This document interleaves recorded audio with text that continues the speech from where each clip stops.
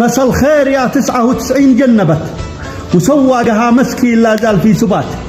مشعت لكم الليلة قصيدة من نوع آخر من قصايد شعار قيفه المبدعين، والشاعر قايد صالح السرحاني أبو سامي الملقب بالكيس، هو من أقوى وأبدع شعراء قيفه.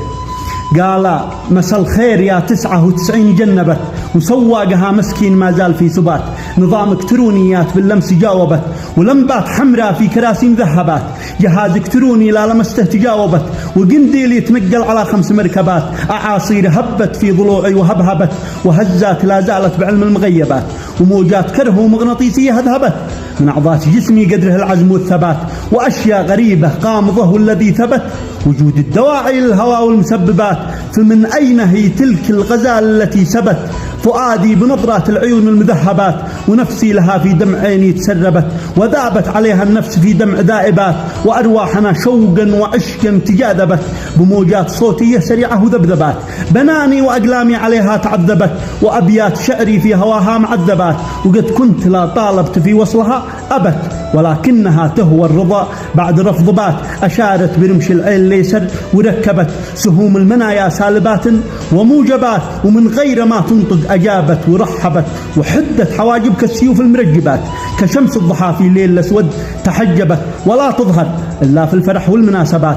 على متنها قصت ورصت ورتبت شعرها على أطراف النجوم المذنبات. وفي خدها ألوان الطبيعة تعاقبت وخط الندى فوق الورود المحجبات.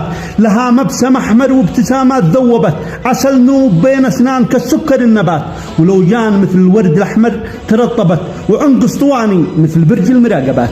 كأنه زجاجة خمر بيضاء تقربت على صحن فضي والصياني مقلبات. على صدرها أسعار الفواكه تضاربت بساتين خضراء للخضر والمرطبات. وقامه كغصن البان الأخضر إذا سقت على ساقيه من حولها الزرع والنبات. عصا خيزرانه فوق خاتم تركبت تثير التساؤل حولها والتعجبات. تحنت في انصاف الليالي وخضبت يديها ولاحت كالبياض المكتبات. حروفا على صفحات بيضاء تكتبت وفي كل صفحة 5 أقلام مذهبات. ولو تسمع الباقي من وصافها صبت ولكنني بوصف خطاها المركبات. وسيقانها وقدام هذه تناسبت معها الكترونيات وآلات حاسبات. فلا أب خلفها ولا أم أنجبت مثلها البيض الحسام المحجبات.